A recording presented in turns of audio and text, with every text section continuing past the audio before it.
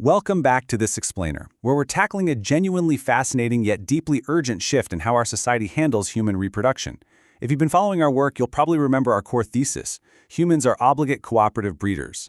Basically, for most of our evolutionary history, shared care was just the baseline. No mother ever raised an infant entirely alone. We relied on a huge coalition of allomothers to survive. But today, we're going to explore how modern maternity ward closures are actually dismantling our species' ancestral survival strategy, literally right before our eyes. Okay, let's trace this transition from deep time history right up to our present reality. Think about our ancestral kin network: grandmothers, aunts, older siblings. In kin-dense societies, this allomaternal network was made up of people right within arm's reach. But as industrial modernity really kicked in and dispersed families for work, we didn't actually abolish that network. No. Instead, we institutionalized it. The midwife, the obstetric ward, the neonatal intensive care unit, and even public insurance systems like Medicaid, they effectively became the modern form of the grandmother and the aunt. And that brings us to a pretty grave contemporary reality. Because, as the source material puts it so bluntly, when the cousins moved away, the clinic became the cousin. Now we are closing the clinic. Shutting down a ward isn't just some administrative hiccup or a minor health access issue. It is amputating a critical node in our human care network. When a ward closes, the modern allamother is gone. And for millions of families today, there is absolutely no kin network waiting in the background to catch them. Part 1. The clinic as allamother, modernity, and the care commons. So, we're witnessing the enclosure of a care commons that our species simply cannot do without. You often hear the term maternity care desert tossed around in public policy, but framing this purely as a geographic healthcare gap kind of misses the whole evolutionary picture. A maternity care desert is, fundamentally, an allomothering desert. It's a profound evolutionary crisis where mothers are left entirely isolated. Neither their kin nor the institutional safety net is there to provide the support that our biology actually requires. And the sheer scale of this, it's staggering. Over 35% of United States counties, that's roughly 1,104 counties, have absolutely zero birthing facilities and no obstetric clinicians. None. We've effectively engineered a landscape where a third of the country's geography offers no institutional allomother whatsoever. The real-world impact here is severe. This lack of infrastructure strands roughly 2.3 million reproductive-age women. We're talking about 150,000 babies being born into these deserts every single year. And the biological cost? It's already measurable. Preterm birth runs about 13% higher in these areas, and living in one is significantly associated with higher maternal mortality. And if we look specifically at rural areas, the collapse is just breathtaking. Nearly 60% of rural hospitals no longer deliver babies. Just since 2020, at least 117 rural hospitals have ended or plan to end their labor and delivery services. To put that into perspective, more than 500 hospitals dropped obstetrics entirely between 2010 and 2022. Part 2. The care commons enclosed. The withdrawal of the paying allamother. Now, to understand why this rapid dismantling is happening, we really have to look at the withdrawal of our financial care network. In our institutionalized system, Medicaid actually acts as a vital allamother. It covers about 40% of all U.S. births, and that jumps to nearly half in rural areas. Because obstetrics is incredibly expensive and rural hospitals are often stretched super thin, this public funding is the essential lifeline keeping those maternity wards open.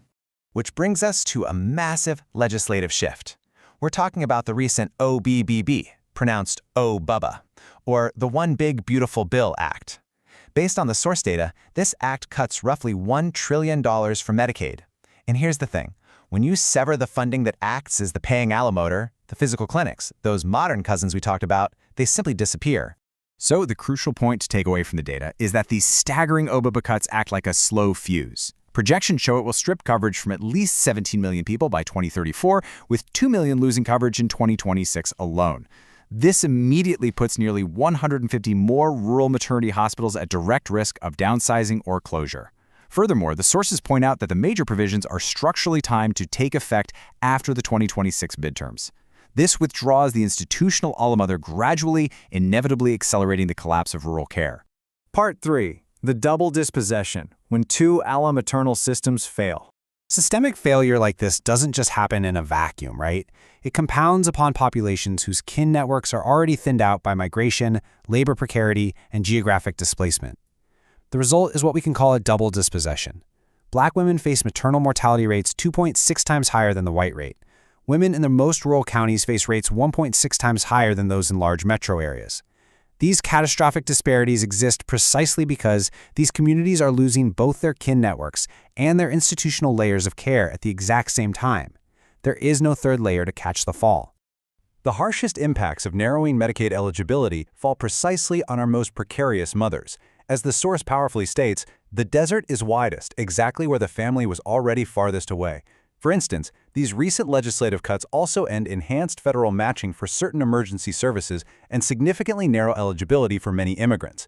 This actively withdraws the safety net from those who are already the most structurally isolated in our society. Part 4. Falsified Anthropology, the ideology of the autonomous nuclear provider. So, how does a modern society justify dismantling its care network? Well, it relies on a specific yet entirely falsified evolutionary assumption about how humans operate. The policy regime encodes a model of human reproduction that we can call the autonomous nuclear provider. It basically assumes the self-sufficient household is entirely responsible for its own offspring. It's essentially the modern bureaucratic iteration of the old man-the-hunter savannah fantasy. This idea of a lone breadwinner providing for a totally independent family unit. The problem? The fossil record has unequivocally disproved this theory of human nature. Our real pattern is the distributed care coalition. Now, to be clear, the sources emphasize that this isn't some conscious, mustache-twirling conspiracy based on man the hunter, but its fiscal logic structurally treats birth as a private cost center rather than a collective investment. Policies like work requirements that don't count caregiving as labor or the privatization of care as a household expense, they can only exist if you presuppose that autonomous provider. And in doing so, we are manufacturing an isolated mother condition that our evolution explicitly routed around. Part 5. Silencing and Suppressing, the Trujillo Layer. If we apply the framework of anthropologist Michel Rolph Trujillo, pronounced Trujillo, we uncover another dimension. Power operates not just by acting, but by controlling what becomes thinkable and recordable. The enclosure of the care commons happens right alongside systemic data suppression. First, you remove the care, withdrawing the institutional allomother. Then you intentionally remove the count of what the absence of that care costs.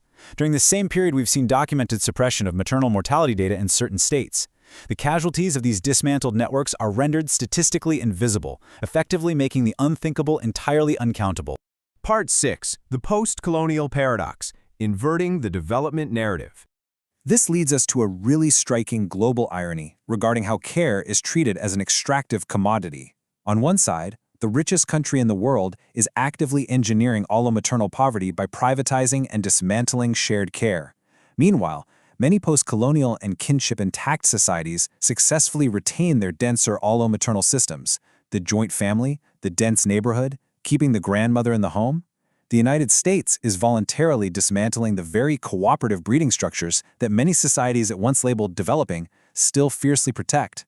It leaves us with a truly paradoxical reality. We have constructed an extractive economy that treats care as a cost to externalize, rather than vital infrastructure to fund. We literally legislate against our species-defining adaptation, all while operating under this entirely false belief that we're simply enforcing natural personal responsibility. I want to leave you with this final provocation to chew on as we look toward the future of human reproduction and public policy. If our biological survival demands a care commons, how long can our society endure before the sheer cost of this engineered isolation breaks us entirely? We are a cooperative breeding species currently attempting to survive without our coalition. How long can that last before the system breaks completely?